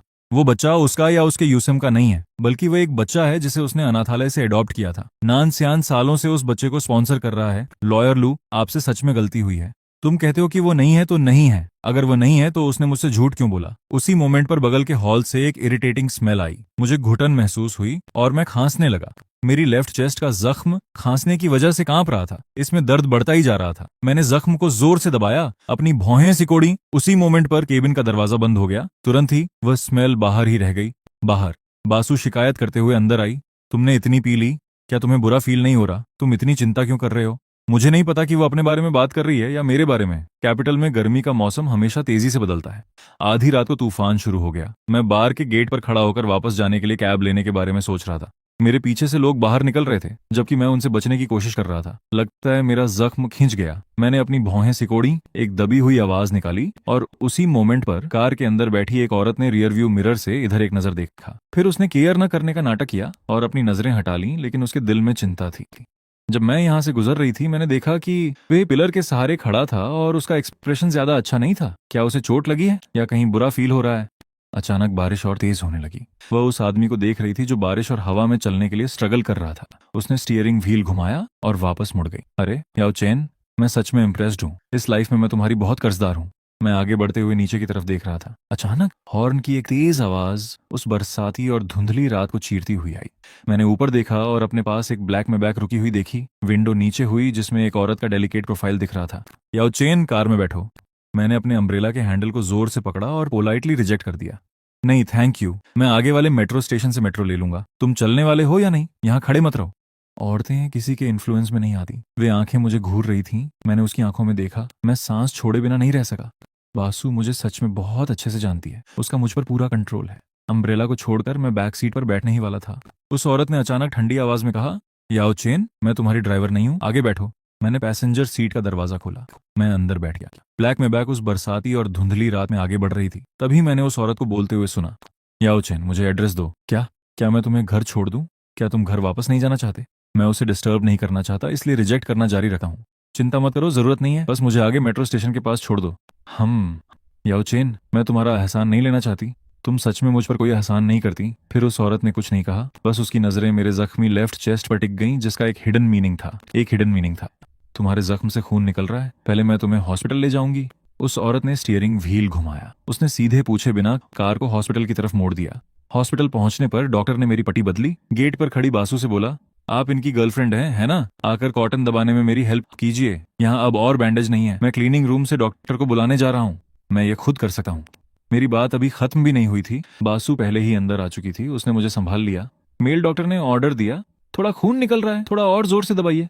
मैंने पहले ही अपने कपड़े उतार दिए हैं, लेकिन बासु की सीधी नजरों के सामने मुझे अभी भी थोड़ा अनकंफर्टेबल फील हो रहा है। मैंने अपना सिर फेर लिया और अपनी आर्म नीचे कर ली। वो औरत कॉटन पकड़े हुए चिमटी थामे है। वह इसे मेरे बहते हुए जख्म पर दबाती है। मुझे दर्द होता है और मेरे मुंह से एक राह निकल जाती है। अब जाकर तुम्हें पता चला कि दर्द क्या होता है। तुमने कूदने से पहले कॉस्ट के बारे में नहीं सोचा, क्योंकि वो तुम थी, इसीलिए तुमने नहीं सोचा कि क्या कीमत चुकानी पड़ेगी। ब्लीडिंग रोकने के लिए चिमटी से बासु का मूवमेंट एक मोमेंट के लिए रुक गया। ठीक उसी मोमेंट पर डॉक्टर एक बैंडेज लेकर वापस आया। आइए इसे लगाइए, आपका जख्म थोड़ा गहरा है, इसे ठीक होने में सच में काफी टाइम लगेगा, इस पर पानी नहीं लगना चाहिए। अगर आपका बॉयफ्रेंड नहाना चाहता है तो वाटरप्रूफ बैंडेज से इसे कवर करने में मदद करें, लेकिन सबसे अच्छा रहेगा कि वह स्पंज बांध ले। इस टाइम में बस थोड़ा सहन कर लीजिए। डॉक्टर, ये मेरी गर्लफ्रेंड नहीं है। गर्लफ्रेंड वर्ड मेरे मुंह से निकला भी नहीं था। बासु पहले ही मुड़ी और चली गई। मैंने जल्दी से कपड़े पहने और उसके पीछे गया। हॉस्पिटल भी आ चुके हैं, मैं अब सच में ठीक हूँ, मैं खुद घर वापस जा सकता हूँ। मैंने कहा था मैं तुम्हें घर छोड़ूंगी, मैं ऐसा करूंगी। मैं उन लोगों में से नहीं हूं जो कहते कुछ हैं और करते कुछ और हैं। मैं कड़वाहट से मुस्कुराया। ऐसा नहीं है कि मैं नहीं चाहता कि वह मुझे घर छोड़े, बस मैं उसे परेशान नहीं करना चाहता। इससे वो मुझसे और ज्यादा नफरत करने लगती है। सही बात है। कार में बैठते ही मैंने एड्रेस दे दिया। कार स्टार्ट हो गई। अचानक मैंने बासु से पूछा, अगर मैं मर जाऊं तो क्या तुम मुझसे नफरत करती रहोगी? लोग मरते हैं, मैं तुमसे नफरत करूं या ना करूं इससे क्या फर्क पड़ता है? मैं हल्का सा मुस्कुराया। तुम जो कह रही हो सही है, मैं बस बिना किसी रिग्रेट के मरना चाहता हूँ। लेकिन इससे क्या फर्क पड़ता है कि मैं सच में रिग्रेट के साथ मरूं? जब कोई इंसान मर जाता है तो कुछ नहीं बचता। हालांकि मैं अभी भी खुद को बिना रिग्रेट के छोड़ने से बचना चाहता हूँ। वैसे भी जो टाइम बचा है वो ज्यादा नहीं है। बासु, एक बात है जो मैंने तुम्हें नहीं बताई है, इसे मेरा सीक्रेट समझो। मैं तुम्हें ये बता सकता हूँ, लेकिन कंडीशन ये है कि तुम्हें मेरे साथ चलकर कुछ करना होगा। मैं बहुत कम ही उसकी आंखों में घूरने की हिम्मत करता हूँ। याओ चेन, क्या तुम मुझसे नेगोशिएट कर रहे हो? चूंकि आप ऐसा सोचती हैं तो ऐसा ही होगा। अफसोस कि मुझे तुम्हारे सीक्रेट में कोई इंटरेस्ट नहीं है। कार से उतरते ही हम पहले ही सोसाइटी के एंट्रेंस पर पहुंच चुके थे। मैंने अपनी मुट्ठी भींची। आखिरी ट्राई। बासु, मेरी बस एक विश है, मुझे एक बार समंदर देखने ले चलो। उसे देखने के बाद मैं तुम्हें वह सीक्रेट बता दूंगा और उसके बाद मैं तुम्हें कभी परेशान नहीं करूंगा। टोटल बासु, प्लीज एक मोमेंट के लिए सोचो। बोलने के बाद मैं सीधे चला गया, लेकिन कार से उतरने के बाद मैं खुद पर कंट्रोल नहीं रख सका। मैं चलते चलते पीछे मुड़कर देख रहा था। मुझे नहीं पता कि मुझे उसके मेरे पास आने का डर था या मैं उम्मीद कर रहा था कि वो मेरे पास आए। फाइनली मैं गैलरी में एंटर हुआ। मेरा दिल जोर जोर से धड़क रहा था। मैंने दीवार का सहारा लिया। मुझे नहीं पता कि वो मेरी रिक्वेस्ट एक्सेप्ट करेगी या नहीं, लेकिन जब मैंने उसे अभी गले लगाया था तो मुझे लगा कि उसका वेट काफी कम हो गया है। रहने दो, मुझे नहीं पता कि इस बारे में सोचने का क्या फायदा है। श्योरली उसे मेरी फिक्र की जरूरत नहीं है। इसी बीच ब्लैक मेबैक उस बरसाती रात में तेजी से आगे बढ़ रही थी। बासु वान के गेट पर पहुंची। दरवाजा खोलते ही एक छोटी बिल्ली उसके पैरों के पास भागी। उसने बिल्ली को उठाया और बिल्ली सोफे की तरफ चली गई। तुम भी टाई काटती हो, तुम सच में एक छोटे नटखट हो। तुम उसे मासूमियत से देखती हो, वह तुम्हें सोफे पर रख देती है। जैसे ही वह इस मेल टाई को कूड़ेदान में फेंकने वाली थी, रुको, ये टाई याओ चेन की लगती है। मेरे घर पर सिर्फ वही आया है। मुझे अभी भी याद है कि उस सुबह याओ चेन काफी देर तक इसे सेट कर रहा था और सही से नहीं कर पा रहा था। यहाँ तक कि मैं उस पर हंसी भी थी। वो औरत एक मोमेंट के लिए चुप हो गई। मुझे नहीं पता कि किस सोच ने उसे ऐसा करने पर मजबूर किया। उसने फिर से टाई को सोफे पर फेंक दिया। उसके माइंड में अचानक कार में अपनी पेंटिंग को गले लगाए हुए याओ चेन की इमेज आ गई। उसने मुझे समंदर देखने जाने को कहा। ये एक सच्चा सपना है। मैं किसी ऐसे इंसान के साथ समंदर देखने नहीं जाऊंगी जो अपने प्रॉमिस पूरे नहीं करता। उसी मोमेंट पर फोन बज उठा। इसने उसकी सोच को इंटरप्ट कर दिया। बासु ने कंफ्यूज होकर जवाब दिया, हेलो हेलो हेलो, यहाँ आए सिटी हॉस्पिटल से बोल रहे हैं। क्या आप याओ चेन के रिलेटिव हैं? मैं उसकी रिलेटिव नहीं हूँ, आपसे गलती हुई है। लेकिन याओ चेन का ट्रीटमेंट हमारे हॉस्पिटल में हुआ था। उसने जो नंबर छोड़ा है वो आपका है। उसे डिस्चार्ज कर दिया गया है। क्या आप जानती हैं? बासु काफी देर तक चुप रही। उसकी आवाज भी और धीमी हो गई। मैं उसकी रिलेटिव नहीं हूँ। मुझे दोबारा कॉल मत कीजिए। मैं उसके बारे में कुछ नहीं जानना चाहती। क्या ये पर्सन बहुत ज्यादा इंसेंसिटिव नहीं है? भले ही वो एक नॉर्मल फ्रेंड हो, उसे कैंसर के पेशेंट की केयर करनी चाहिए। आह आह, अगर याओ चैन को ट्रीटमेंट नहीं मिलता है तो उसके पास ज्यादा दिन नहीं बचे हैं। रहने भी दो। उसकी फैमिली उस बात की चिंता नहीं करती जिसकी हमें फिक्र है। हम क्यों इस बात से परेशान हो? हर दिन ऐसी चीजें होती हैं जिन्हें हम संभाल नहीं सकते। हम बस उन्हें इन्फॉर्म कर सके हैं। सुनना या ना सुनना ये उनका मैटर है। और दूसरी तरफ मैं घर वापस आ गया। अनान बेडरूम से भागती हुई बाहर आई। पापा, जो कार आपको छोड़कर गई वो कितनी सुंदर कार थी। वो कौन है? हाँ, आपने देखा? मैंने थोड़ी देर वीडियो गेम्स खेले और फिर विंडो के सामने पापा का वेट कर रही थी। मैंने पापा को उस कार से उतरते देखा। वो सुंदर आंटी हैं। मैंने अपने हाथ धोए, उसे गले लगाया। मजाक करते हुए मैं मुस्कुराया। कब से हमारी अनान इतनी जासूस हो गई?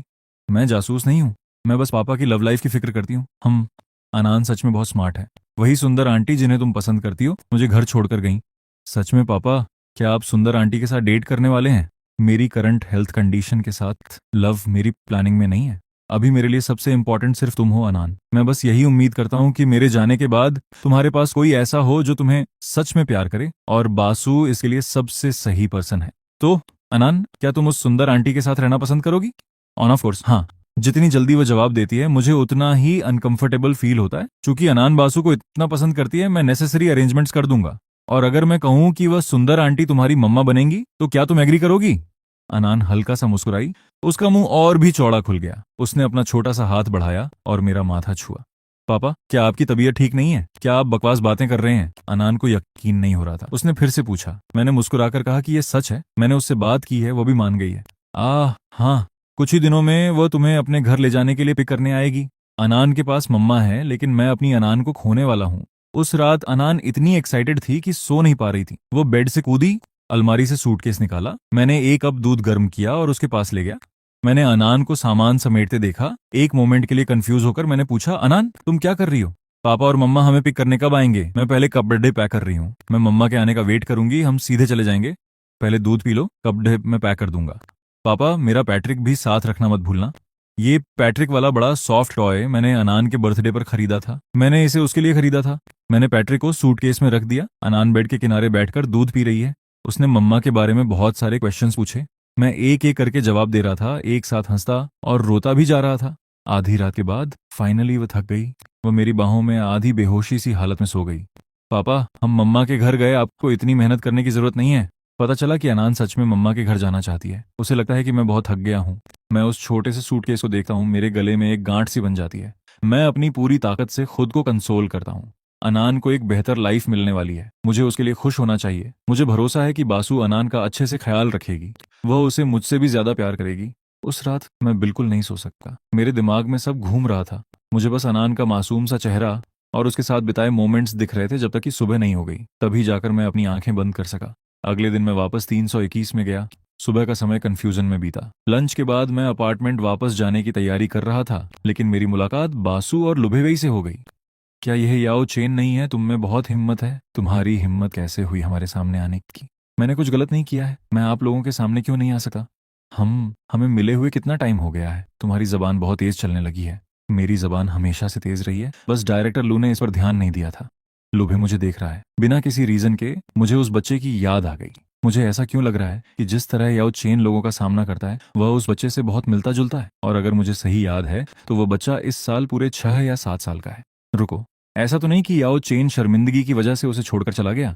लुभेवेई फाइनली होश में आया। उसने दूर जाती हुई उस औरत की फिगर को देखा। अचानक उसने बासु की कलाई पकड़ ली। क्या हमारे बारे में अफवाहें काफी नहीं हैं? मुझे जल्दी छोड़ो, इससे क्या लेना देना है? हम सब फ्रेंड्स हैं, मुझे कुछ इंपॉर्टेंट काम है। उसके बात खत्म करने का वेट किए बिना ही बासु ने लुभेवेई का हाथ छुड़ा लिया। वह बिल्डिंग नंबर 1 की तरफ बढ़ गई। लुभेवेई के ऑफिस वापस आने तक उसने वेट किया। उसका दिमाग अभी भी फुल स्पीड से काम कर रहा था। फिर उसे उस दिन की सारी डिटेल्स याद आईं। वो बच्चा नानसियान का नहीं हो सकता। वो मुझसे झूठ बोल रहा है। उसकी और उस बच्चे की आंखें एक जैसी नहीं हैं। जहां तक इस बात का सवाल है कि वह बच्चा असल में किसका है, मैं जाकर पूछूंगा और मुझे पता चल जाएगा। ये सोचते ही लुभेवेई ने कार की चाबियां ली, अचानक उठा और लिफ्ट के एंट्रेंस की तरफ बढ़ा। इसी बीच डिजाइनिंग ऑफिस में, हे भगवान, एक कुलीनन आई है। कितना हैंडसम है। मैंने अभी कार के अंदर वाले पर्सन को देखा। मैं उन लंबी टांगों को देखने जा रही हूँ। उसका चेहरा भी बहुत अट्रैक्टिव और ब्राइट है। कौन सी फीमेल स्टार बाहर निकली है?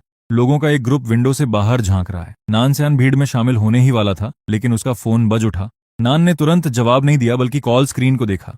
ऐसा नहीं हो सकता। उसकी पर्सनालिटी के हिसाब से अभी अभी हमारी बहुत बड़ी फाइट हुई थी। वो अपनी मर्जी से मुझे कॉल नहीं कर सकी। वो सच में क्या चाहती है? कोई बात नहीं, मुझे जल्द ही पता चल जाएगा। हेलो, तुम मुझे क्यों ढूंढ रहे हो? मैं तुम्हारे ऑफिस के नीचे हूँ। मुझे तुमसे कुछ पूछना है। लुबे, क्या तुम मुझसे डिवोर्स लेना चाहते हो? नहीं, अगर तुम नीचे आओगे तो तुम्हें पता चल जाएगा कि मैं किस लिए आया हूँ। कम से कम ये डिवोर्स नहीं है। 3 मिनट में चौथा आदमी सीढ़ियों से नीचे आया। लुभेवेई उस अट्रैक्टिव कुलीनन कार के पास खड़ा था। नान ने अपनी भौहें उठाई, तुरंत उसे अपने पास ले गया। मजाक करते हुए कहा, मुझे मत बताना, तुम मुझसे मिलने सिर्फ मेरी कंपनी के गेट पर कार मॉडल बनने आए हो। वो बच्चा, नानसियान, वो बच्चा असल में किसका है?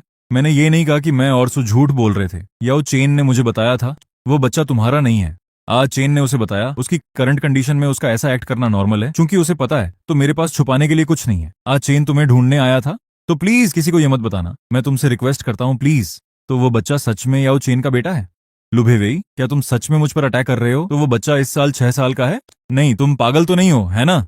सबको पहले से ही पता है, और तुम अभी भी मुझसे पूछ रहे हो। लुभेवेई, मैंने तुमसे कुछ नहीं मांगा है। क्या तुम इसे कुछ टाइम के लिए सीक्रेट रख सकते हो?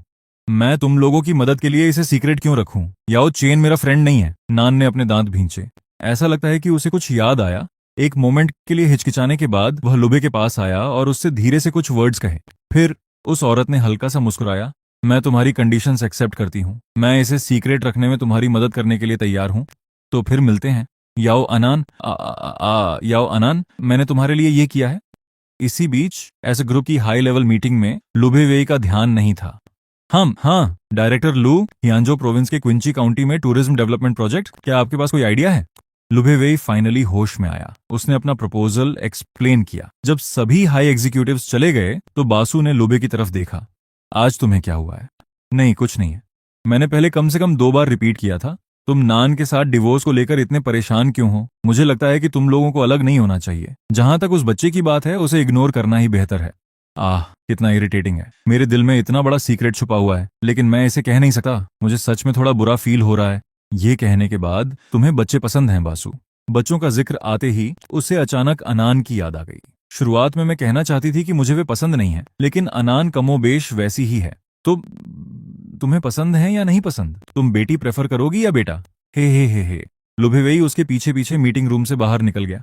क्या तुम बच्चा पैदा करना चाहते हो ताकि मैं उसे पालूं? सीरियसली बात करें तो क्या तुमने कभी इस बारे में सोचा है? अगर तुम्हारा कोई बच्चा होता, नहीं, अगर मेरा कोई बच्चा ना होता, यानी अगर लाइफ में हमेशा वे अनएक्सपेक्टेड चीजें होती हैं, और अगर तुम किसी चीज के बारे में सोच रहे हो और फिर बासु चिंता नहीं करता, वह बस चला गया। लुबे ने बासु की दूर जाती फिगर को देखा। आह, बासु ने तुम्हें एक सीक्रेट जानने का मौका दिया, तुम उसका फायदा नहीं उठा सके। रुको, अगर बासु को सच में पता चल गया तो याओ चेन इस बच्चे का यूज करके बासु से माफी मांग सकता है और इस तरह उसका माइंड बदल सकता है। नहीं, मैं ऐसा नहीं होने दूंगा। काम के बाद मैं पार्क से बाहर निकला। मैं मेट्रो स्टेशन के एंट्रेंस की तरफ चलने ही वाला था। एक लड़का मेरे पास आकर रुका। मैंने ऊपर देखा। लुभे वेई, वह मुझसे क्या चाहता होगा? बॉसेल आपको ढूंढ रहे हैं। उनके पास डिस्कस करने के लिए कुछ है? मुझे आपसे कुछ पूछना है। मेरे पास मिस्टर लू से कहने के लिए कुछ नहीं है। अब मुझे मेट्रो पकड़ने जाना है। हम दोनों काफी देर तक एक ही जगह पर अड़े रहे। फाइनली फिर भी मैं कार में बैठ गया। मैंने बिना किसी एनर्जी के कहा, अगर मिस्टर लू मेरी लाइफ मुश्किल बनाना चाहते हैं तो मुझे सच में टाइम वेस्ट करने की जरूरत नहीं है। मैं जल्द ही रिजाइन कर दूंगा। तुम रिजाइन करते हो या नहीं, मुझे एसवाई में तुम्हारी सिचुएशन से कोई फर्क नहीं पड़ता। ये डिसाइड करने वाला मैं नहीं हूँ। मिस्टर बो ने कहा था कि वे अब मेरी फिक्र नहीं करेंगे, न ही मेरे किसी काम में दखल देंगे। इसका हिडन मीनिंग ये है कि अब मैं जो चाहूं कर सकता हूं, जब तक कि उसमें मिस्टर बो शामिल ना हो। शायद तुमने आई में अपने बासु को एक बार से बचाया था और वे एक मोमेंट के लिए सॉफ्ट हो गई, इसलिए उसने तुम्हें जाने दिया। लेकिन याओ चेन, तुम्हारी हिम्मत नॉर्मल नहीं है। धोखेबाजी के बाद तुम्हारी हिम्मत कैसे हुई इतना बड़ा सीक्रेट छुपाने की? क्या तुम इमेजिन कर सकते हो कि अगर तुम्हारी बासु को पता चला तो वो क्या करेगी? वो तुम्हारा क्या हाल करेगी? तो तुम्हें पता चल गया है, मैं काफी टाइम से साइकोलॉजिकली खुद को प्रिपेयर कर रहा था। इसलिए जब लुभे वेई को पता चला तो मैं काफी शांत रहा। वह बच्चा बासु का है, बासु का नहीं है। ऐसा तो नहीं कि वह प्रेसिडेंट लू का है। क्या आपके प्रेसिडेंट लू ने पूछना खत्म कर लिया? जब मैं पूरी कर लूंगा तब उतर जाऊंगा। अगर दूसरे सहकर्मियों ने मुझे आपके प्रेसिडेंट लू की कार से उतरते देख लिया तो उन्हें सफाई देना मुश्किल हो जाएगा। याओ चेन, मैं तुम्हें सलाह दूंगा कि तुम इस उम्मीद में मत बैठो कि एक बच्चा तुम्हारे बासु के साथ तुम्हारा पैचअप करवा देगा। बेहतर होगा कि तुम इस तरह के ख्याल अपने दिमाग में ना लाओ। और अगर मैं ऐसा सोचूं भी तो क्या कोई इंसान एक बच्चे के दम पर बाजी पलट सकता है? ये मेरा पर्सनल मैटर है। ये ऐसा इशू नहीं है जिस पर मिस्टर लू को सोचने की जरूरत पड़े। अगर मिस्टर लू के पास टाइम है तो बेहतर होगा कि वह नान के साथ थोड़ा बेहतर बिहेव करें। वैसे चेन को भी मुझे सिखाने का पूरा हक है कि चीजें कैसे की जाती हैं। ये सच में एक मजाक है। उसने खुद अपने मामले सुलझाए नहीं है। उसी मोमेंट पर उसका फोन बज उठा। वह नान लुभे का कॉल था। तुमने अपना प्रॉमिस तो नहीं तोड़ा है ना? मुझे उम्मीद है कि तुम में थोड़ा कॉन्ट्रैक्ट स्पिरिट होगा। मुझे और उइवे को बेचना मत। नान सोचने के बाद भी पूरी तरह रिलैक्स महसूस नहीं कर पा रहा था। उसे डर था कि वह लास्ट मोमेंट पर पाला ना बदल ले, इसीलिए उसने अलर्ट करने के लिए ये कॉल किया था। ठीक है भाई, अब वह इस बच्चे का इस्तेमाल करके बासु का माइंड बदलने की सोच रहा है। अगर मैं ये बात बासु को बता दूंगा तो ये आग में घी डालने जैसा होगा। ऐसा कैसे हो सकता है? चेन उस टाइप का इंसान नहीं है। याओ चेन तुम्हारी सोच से कहीं ज्यादा पागल है। वो जो भी करे इसमें कोई हैरानी की बात नहीं होगी, लेकिन इससे फर्क नहीं पड़ता कि लुबे क्या कहता है। नान हमेशा मेरी साइड है। नान के पास तुम्हारे खिलाफ कुछ ना कुछ जरूर है ना? तभी वो तुम्हें सपोर्ट करता है। नान सियान के होठों का कोना हल्का सा हिला। उसने तुरंत फोन कट कर दिया। उसी रात मैं घर वापस आ गया। मैंने अनान को आवाज दी, अनान पापा वापस आ गए, मैं तुम्हारे लिए केक लाया हूँ, क्या तुम इसे खाना चाहती हो? आहा आह, हे मैं खाऊंगी पापा, मैं आ रही हूँ। मैंने अपने हाथ धोए, छोटे से केक को अनपैक किया। मैंने उसे एक छोटा सा कांटा फॉर्क दिया। अनान, वाह पापा, आज क्या कोई स्पेशल दिन है? छोटा केक आया है। कोई स्पेशल दिन नहीं है। पापा को बस ऐसा लगता है कि पहले काम की वजह से मेरे पास तुम्हारे साथ रहने का टाइम नहीं होता था, इसलिए मैंने अपने बच्चे के लिए ये छोटा सा केक खरीदा ताकि उस टाइम की भरपाई कर सकूं। अनान मुस्कुराई और उसने अपना मुंह खोला। उसने एक चम्मच केक लिया और अपने मुंह में डाल लिया। ये बहुत टेस्टी है अनान। हाँ, ये बहुत डिलीशियस है। तो पापा आप भी खाइए। इन सालों में मैं तुम्हारा बहुत कर्जदार रहा हूँ। मैंने तुम्हें हमेशा घर पर अकेला छोड़ा। मुझे सच में तुम्हारे लिए थोड़ा बुरा फील होता है अनान। अगर किसी दिन पापा तुम्हारे पास न हो तो याद रखना कि पापा तुमसे बहुत प्यार करते हैं। मुझे पता है, लेकिन मैं नहीं चाहती कि पापा मुझे छोड़कर जाएं। आपको हमेशा मेरे पास रहना होगा। मैं सच में हमेशा तुम्हारे पास रहना चाहता हूँ, तुम्हें बड़ा होते देखना चाहता हूँ, लेकिन लगता है किस्मत हमेशा लोगों के साथ खेल खेलती है। मेरे पास अब ज्यादा टाइम नहीं बचा है, लेकिन अनान का रास्ता अभी बहुत लंबा है। कल रात मैंने सुसैन को एक कॉल किया था। उसे मेरा कॉल मिला। सु थोड़ा हैरान था। मिस्टर याओ, इतनी देर रात आपको मुझसे क्या काम है? मिस्टर सु, प्लीज मिस्टर बाई से पूछने में मेरी हेल्प कीजिए। मैंने उनसे जिस बात का जिक्र किया था मैं उस पर सोच रहा था। असल में क्या बात है मिस्टर याओ? मैंने उनसे रिक्वेस्ट की थी कि वो मेरे साथ समंदर देखने चले। मैं बस उन्हें एक सीक्रेट बताऊंगा। इस सीक्रेट में उनकी दिलचस्पी होगी। मैं जाकर पूछूंगा, मैंने पूछ लिया है, मैं आपको कॉल करूंगा। मैंने उसे थैंक यू कहा। और सुसैन सोचते सोचते, इतनी देर रात सच में मेरी हिम्मत नहीं हो रही थी कि उन्हें डिस्टर्ब करूं, लेकिन मामला मिस्टर यो का है। मेरी हिम्मत नहीं है कि इसमें कोई देरी करूं। मिस्टर भाई, मिस्टर याओ ने मुझे अभी अभी कॉल किया था। उन्होंने मुझसे पूछा कि उनके साथ समंदर देखने जाने के बारे में आपका क्या डिसीजन है, आपने क्या डिसाइड किया है। उनसे कह दो कि मैं उनके साथ नहीं जाऊंगी। लेकिन मिस्टर याओ ने कहा था कि उस सीक्रेट में आपकी दिलचस्पी होगी, तो फिर वो उस बात को भूल जाएं। मैं एक्सेप्ट नहीं करने वाली। याओ चेन को मेरे चक्कर में जो चाकू लगा था वो उसके दिल के बहुत पास है, इसलिए वो ये सब हरकतें सिर्फ इसलिए कर रहा है ताकि मैं उसके साथ समंदर देखने जाऊं। ये सोचते ही अचानक उसके एंकल रखने में खुजली महसूस होती है। वह नीचे देखता है। पता चलता है कि यह 11 है। उसके मुंह में कुछ फंसा हुआ है। बासु नीचे झुकता है और लाचारी से सोचता है, अरे 11, तुम सच में बात नहीं मानते? तुम हमेशा अपने मुंह में कुछ ना कुछ लेकर क्यों खेलते रहते हो? रुको, इसके मुंह में क्या है? क्या तुम इसे मुझे ये याद दिलाने के लिए लाए हो कि मैं इसे फेंक दूं? म्याऊं। उस रात बासु सो नहीं सका। उसने काफी देर तक सोचा। फाइनली उसने सुसैन को कॉल करने का डिसीजन लिया। हेलो भाई, क्या कोई बात है? याओ चेन से कह दो मैं उसके साथ समंदर देखने जाऊंगी, वह वहां सब अरेंज कर ले। सुसैन ने फोन पकड़ा हुआ था और उसे रिएक्ट करने में थोड़ा टाइम लगा। उसने जल्दी से याओ चेन को कॉल किया। पत्नी, तुम्हें इतनी देर रात कौन कॉल कर रहा है? मैं हूं, तुम्हारा बॉस। ऐसा नहीं हो सकता। तुम्हारा बॉस अभी भी अपने बॉयफ्रेंड के साथ बहस कर रहा है। कितना टाइम बीत चुका है? ये दोनों सच में कोल्ड वॉर में है और मुझे मैसेंजर बनना पड़ रहा है। बिल्कुल सही। तुम्हारा बॉस सच में बहुत जिद्दी है। बॉयफ्रेंड का फोन नंबर पूछना इतना मुश्किल है? अगर वह सिर्फ जिद्दी होती तो ठीक था। मेन बात यह है कि वह न सिर्फ जिद्दी है बल्कि उल्टी बातें भी कहती है। यही सबसे सीरियस प्रॉब्लम है। और उसी टाइम ठीक है, मुझे सुसैन का कॉल मिला। हमने बीच समुद्र तट पर जाने का टाइम भी फिक्स कर लिया। फोन काटने के बाद मैंने राहत की सांस ली। मैंने सोचा था कि मैं अनान के साथ जाऊंगा। इससे फर्क नहीं पड़ता कि बासु अनान को अपने साथ ले जाती है या नहीं। मुझे उम्मीद है कि अनान के पास 3 लोगों की फैमिली की एक खूबसूरत मेमोरी होगी। इस सैटरडे तुम मम्मा से मिल सकोगी। मुझे पूरी उम्मीद है कि तुम बहुत खुश होगी। अनान के पास फाइनली उसकी मम्मा होगी। अब कोई ऐसा होगा जो उसका अच्छे से ख्याल रखेगा। उसे अब और परेशान नहीं किया जाएगा, इसलिए मुझे शांति मिलेगी। हाँ, अनान के पापा काम पर चले गए हैं। अगर तुम्हें किसी चीज की जरूरत हो तो मुझे कॉल कर लेना। ठीक है। पापा ने कहा था कि कुछ दिनों में सुंदर आंटी हमें घर ले जाने के लिए पिक करने आएगी, लेकिन उसमें अभी कुछ दिन बाकी हैं। मैंने अपना सारा सामान तैयार रख लिया है, लेकिन सुंदर आंटी अभी तक नहीं आई हैं। मैं अब और पेशेंस नहीं रख सकती। ये मुझे तुम्हारी याद आ रही है। क्या मैं तुमसे मिलने आ सकती हूँ? नहीं, ये नहीं, ये नहीं है। ये मम्मा है। मुझे नाम बदलने की जरूरत है। मम्मा, मुझे आपकी याद आ रही है। क्या मैं आपके साथ खेलने आ सकती हूँ? इसी बीच ग्रुप की बिल्डिंग नंबर 1 के मीटिंग रूम में बासु और लुभिवेई ने अभी अभी एक पार्टनर के साथ बात खत्म की थी। पार्टनर अभी अभी गया ही था। बासु को एक वॉइस मैसेज मिला। मैसेज देखते ही उस औरत के होठों पर अनजाने में ही एक स्माइल आ गई। लुबे पास आया। ये मैसेज किसका है? याओ चेन का। ये उसका नहीं है। मुझे स्कूल नहीं जाना है। ये कौन है? ये तो बस एक छोटा बच्चा है। वो एक बच्चा है। तुम इस बच्चे के बारे में बहुत ज्यादा चिंता करते हो। बासु ने खराब मूड में वॉइस मैसेज खोला। मम्मा, मुझे आपकी याद आ रही है। क्या मैं आपके साथ खेलने आ सकती हूँ? बासु और लुभेवेई हैरान रह गए। अनान ने सच में मुझे मम्मा कहकर बुलाया? क्या उसे पहले से पता चल गया है? ये इन्फॉर्मेशन किसने ली की? क्या ये बच्ची आपकी बेटी है? बिल्कुल नहीं। ये बस एक बच्ची है जिससे मैं अचानक मिली थी। उसकी मम्मा की डेथ हो चुकी है। शायद वह चाहती है कि मैं उसकी मम्मा बनूं, इसीलिए वह मुझे इस नाम से बुलाती है। इस बच्ची का नाम क्या है? उसका नाम अनान है। नानस्यान के घर पर मैंने जो बच्ची देखी थी उसका नाम भी अनान ही है। कहीं ये वही इंसान तो नहीं? खांसते हुए उसने कहा नहीं कि वे तुमसे मिलने आना चाहती है। तुम उसे जवाब क्यों नहीं देती लुबेवेई?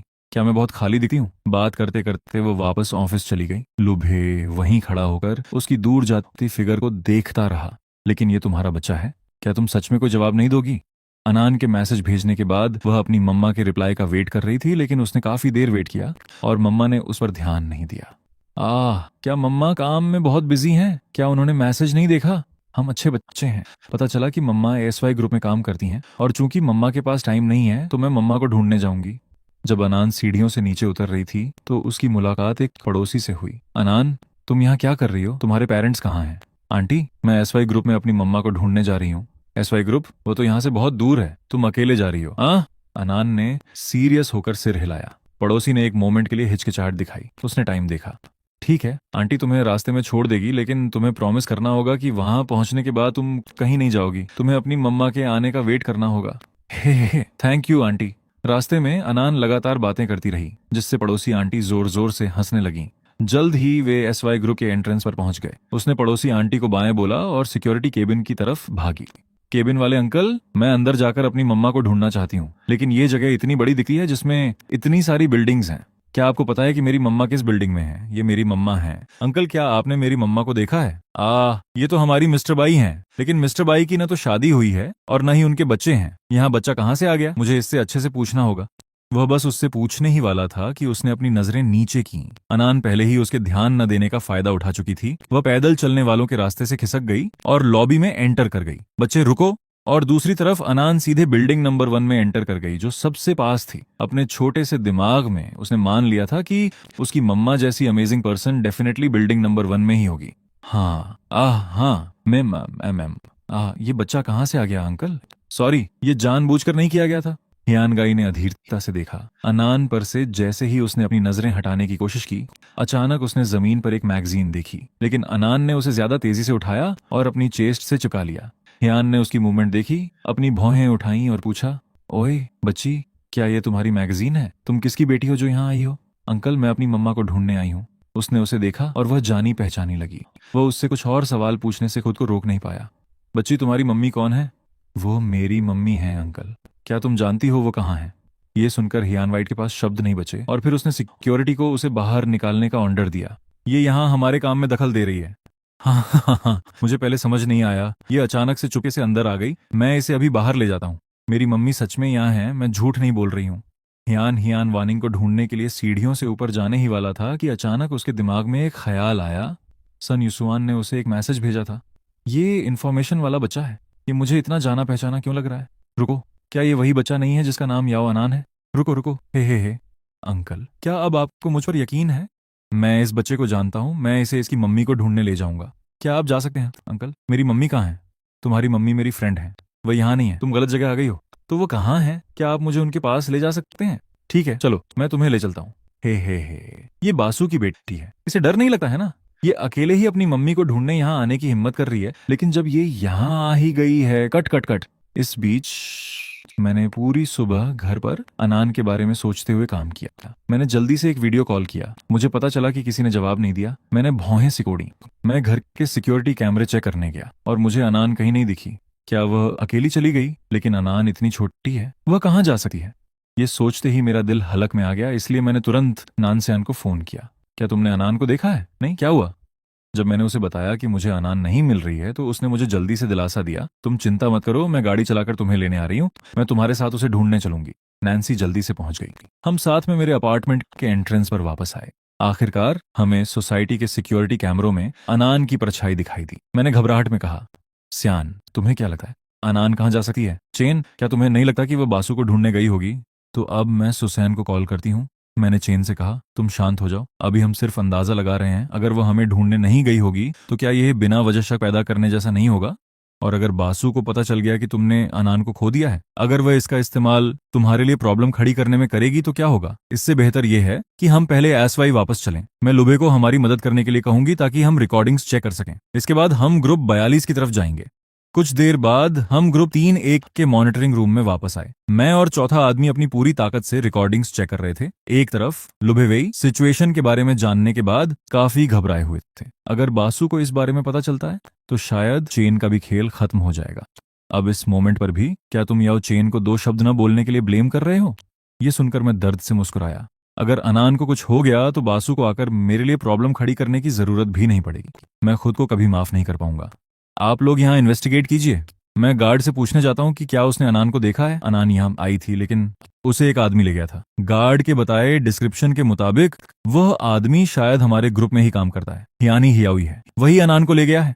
मैं देखने जा रहा हूँ कि वह आदमी क्या कर रहा है। हियानगिन को कॉल करो, हियान उसका अच्छा भाई है, अगर वह इसे हैंडल नहीं करेगा तो कौन करेगा।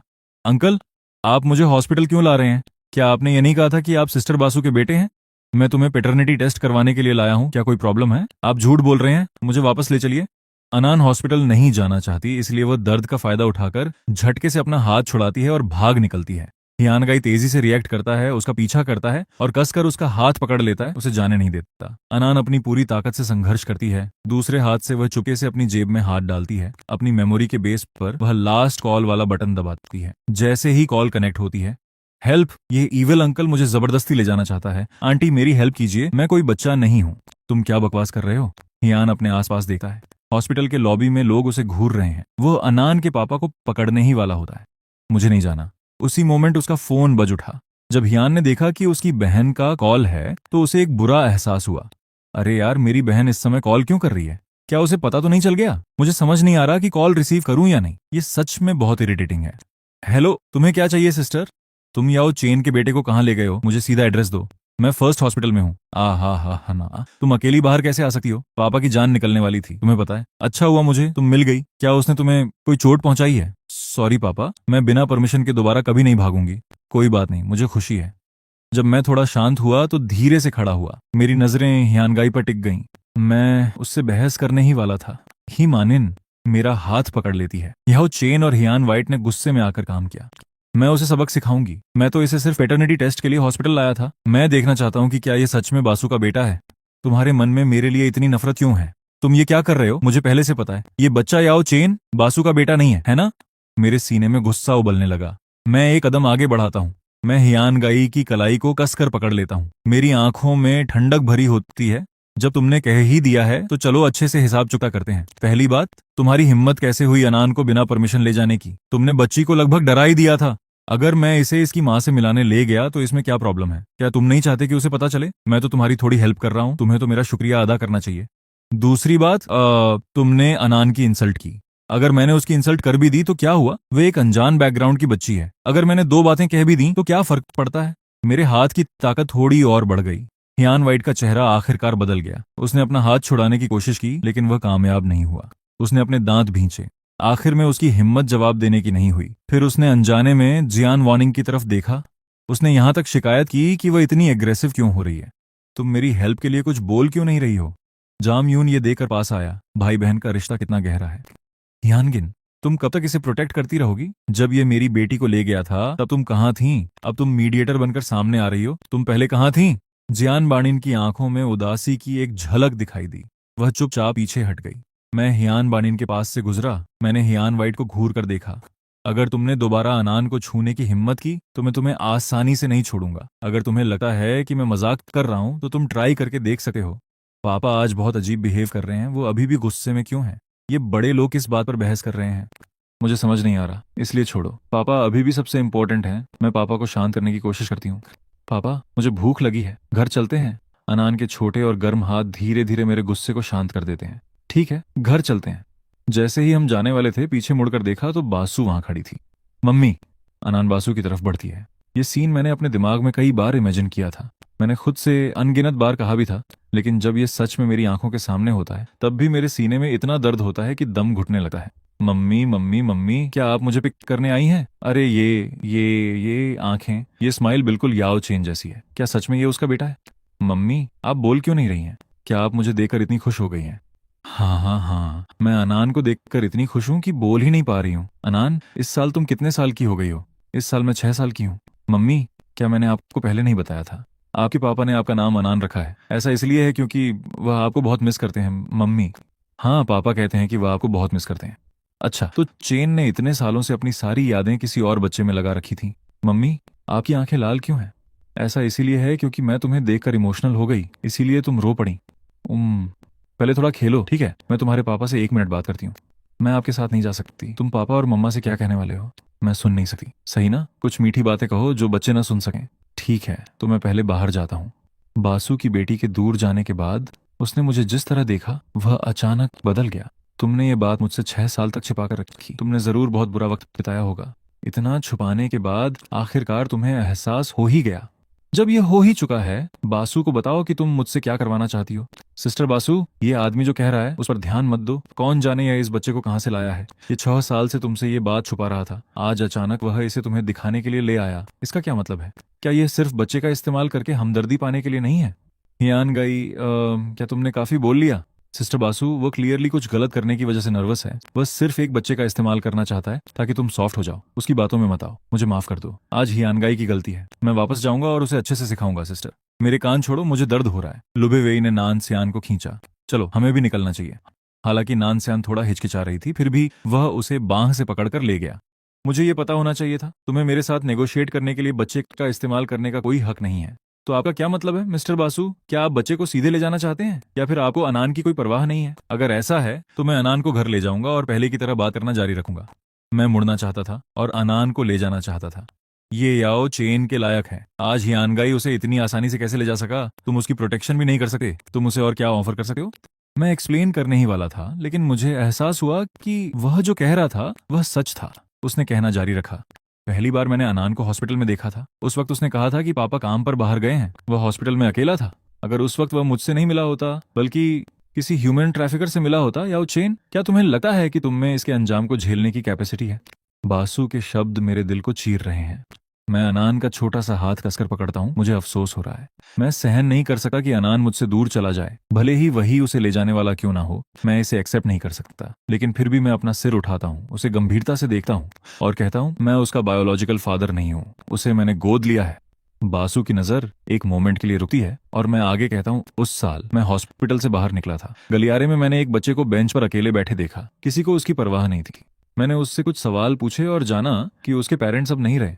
रिश्तेदार भी उसे अपने पास नहीं रखना चाहते थे। उस वक्त मैंने सोचा, अगर मैं इसे अपने साथ नहीं ले जाऊंगा तो इसे कहाँ ले जाएंगे?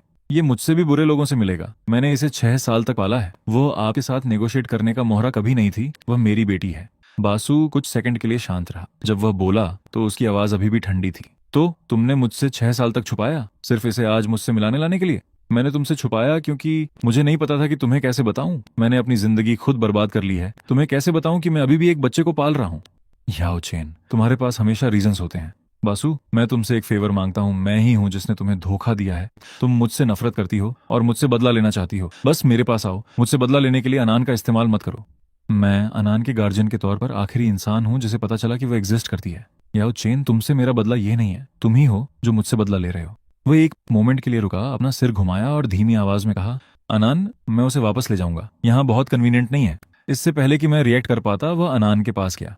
अनान, क्या तुम आज रात आंटी के साथ घर जाना चाहती हो? आंटी के घर में बहुत सी अच्छी चीजें हैं और एक बिल्ली का बच्चा है जिसका नाम 11 है। क्या तुम उसके साथ खेल सकती हो? मम्मा और पापा भी हमारे साथ चल रहे हैं। बासु उस तरह से बुलाने को करेक्ट किए बिना एक मोमेंट के लिए रुका। तुम्हारी पापा कल तुमसे मिलने आएंगे, उसने अनान का हाथ पकड़ते हुए और बाहर निकलते हुए कहा। मैं अनान की दूर जाती फिगर को देखा हूँ। मुझे अपने दिल में थोड़ी कड़वाहट महसूस होती है। अनान, ये सबसे अच्छा घर है जो पापा तुम्हें दे सके हैं। तुम्हें याद रखना चाहिए कि पापा हमेशा तुमसे प्यार करते हैं। अनान को एहसास हुआ कि मैं कार में नहीं चढ़ रहा था। उसे लगता है कि कुछ सही नहीं है। वह अचानक बासु से कहती है, पापा नहीं जा रहे हैं। मैं भी नहीं जा रही हूँ। मैं कार से उतरना चाहती हूँ। मैं मम्मा के घर नहीं जा रही हूँ। एक आली मायबा कार ट्रैफिक में शामिल हो जाती है। मैं कार से उतरना चाहती हूँ। मम्मा डोर खोलो। मैं मम्मा के घर नहीं जा रही हूँ। मैं चाहती हूँ कि पापा डोर खोलें। अनान, मैं यहाँ हूँ। क्या हुआ? कार रुकती है। याओ चेन, तुमने कुछ समय पहले मुझसे क्लियरली कहा था कि अनान वो अनाथ है जिसे तुमने गोद लिया था। मुझे सब कुछ क्लियर है, लेकिन तुम मुझसे कंसल्ट कैसे नहीं कर सके? खुद को अलग रखकर अनान को मेरे साथ जाने के लिए फोर्स क्यों कर रहे हो? मैंने अपने होंठ चबाए। मैंने सोचा था कि अनान को भेजकर मैं बच्ची को सबसे अच्छा घर दे रहा हूँ, लेकिन मैं भूल गया कि मैं ही उसका अकेला सपोर्ट हूँ। मैं ये भी भूल गया कि बासु ने कभी हम बाप बेटी को अलग करने के बारे में नहीं सोचा था। मैंने अपनी नजरें नीची कर ली। मेरी आवाज भारी लगी। मुझे लंग कैंसर डायग्नोज हुआ था। कंजर्वेटिव ट्रीटमेंट के साथ मेरे पास सिर्फ 1 साल बचा है। मुझे डर है कि मेरे जाने के बाद अनान बेसहारा हो जाएगी। आपके पास उसकी अच्छे से प्रोटेक्शन करने की कैपेसिटी है। मैं तो बस उसके पापा के तौर पर सब कुछ अरेंज करने की सोच रहा था। मैं अकेले आंटी के पीछे नहीं जाना चाहती। मैं आपके साथ रहना चाहती हूँ। चाहे कुछ भी हो जाए, मैं हमेशा आपके साथ रहूंगी। मुझे हमेशा लगता था कि मैं अनान के फ्यूचर की प्लानिंग कर रहा हूँ। आखिरकार मैंने सिर्फ बच्चे को डरा दिया। शुरू से ही तुमने अपने फैसले खुद लिए हैं। तुम ही थे जिसने मुझसे सब सच कहा था कि अनान गोद ली हुई है। मुझे इससे कोई प्रॉब्लम नहीं है, यहाँ तक कि मुझे ये बच्चा पसंद भी है, लेकिन तुमने मुझसे कभी नहीं पूछा कि क्या मैं तुम्हें बाकी बचे दिन अकेले बिताते हुए देखना चाहती हूँ। कीमोथेरेपी का प्रोसेस बहुत पेनफुल होता है। मैं नहीं चाहती कि तुम लोग किसी ऐसे इंसान के बगल में सफर करो जो बीमारी से टॉर्चर हो रहा हो। मैं तुम्हारे साथ देश के सबसे अच्छे थोरेसिक सर्जरी और न्यूमोलॉजी स्पेशलिस्ट से मिलने चलूंगी। मैंने पहले ही सब कुछ ऑर्गेनाइज कर लिया है, सारे खर्चे मैं संभाल लूंगी। मैं अनान के साथ तुम्हारा ट्रीटमेंट करवाने चलूंगी। मैं तुम्हें अकेला नहीं छोड़ूंगी। पता चला कि उसका इरादा मुझे छोड़ने का कभी था ही नहीं। पहले की ठंडक सिर्फ एक दिखावा थी। मैं ही हूं जो हमेशा उसे दूर धकेलता रहा। पीछे से कदमों की आवाज सुनाई देती है। नान सियान और लुभेवेई जल्दी से पहुंचते हैं। लुभेवेई सबसे पहले बोलता है, याओ चेन, नान सियान ने झूठ बोला था कि अनान उसकी बेटी है। उसने मुझसे डाइवोर्स के लिए हंगामा करवाया। हमने आपस में चीजें क्लियर कर ली हैं। बाद में हम मैरिज को अच्छे से बनाए रखेंगे। अब कोई बेवजह का शक नहीं होगा। आज चेन, शुरू में मैंने चीजें सही करने की कोशिश की थी, लेकिन मैंने तुम्हारे लिए बहुत सी प्रॉब्लम्स खड़ी की। मुझे सच में अफसोस है। उन्होंने सारे मिसअंडरस्टैंडिंग्स को क्लियर कर दिया।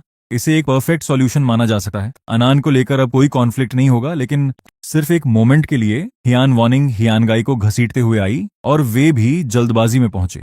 याओ चेन, मैं अनान को बिना परमिशन के हॉस्पिटल ले गया था। मैंने बच्ची को डरा दिया। मैं बहुत इम्पल्सिव था। मैं तुमसे और अनान से माफी मांगता हूँ। मैं तुम लोगों के बीच दोबारा इंटरफेयर नहीं करूंगा। मैं वापस जाऊंगा और उसे अच्छे से कंट्रोल करूंगा। मैं उसे कोई इनएप्रोप्रिएट काम नहीं करने दूंगा ताकि तुम लोगों के लिए प्रॉब्लम ना हो। अनान बासु की बाहों से कूदकर बाहर निकली। उसके छोटे हाथ मेरी गर्दन से लिपट गए। पापा, हम अलग नहीं होंगे, और हाँ, नॉर्मली मैं आंटी के घर खेलने जा सकती हूँ। आने वाले दिनों में बासु ने ज्यादातर कमर्शियल कमिटमेंट्स को रिजेक्ट कर दिया और हर दिन मेरी कीमोथेरेपी और रिकवरी के दौरान हॉस्पिटल में मेरे साथ रहा। अनान क्लास के तुरंत बाद हॉस्पिटल पहुंच गई। पापा, जल्दी देखो, जो ड्राइंग मैंने बनाई है, हमारी फैमिली की ड्राइंग। उसने इसे मेरे हाथ में थमा दिया। एक चेकअप पूरा हो गया है। डॉक्टर के पास सीटी स्कैन की रिपोर्ट है। उनके चेहरे पर बड़ी सी स्माइल के साथ, रिकवरी उम्मीदों से बेहतर है। ट्यूमर छोटा होता जा रहा है। प्रॉपर ट्रीटमेंट जारी रखना चाहिए। लॉन्ग टर्म में स्टेबल तरीके से जीना कोई प्रॉब्लम नहीं होगा।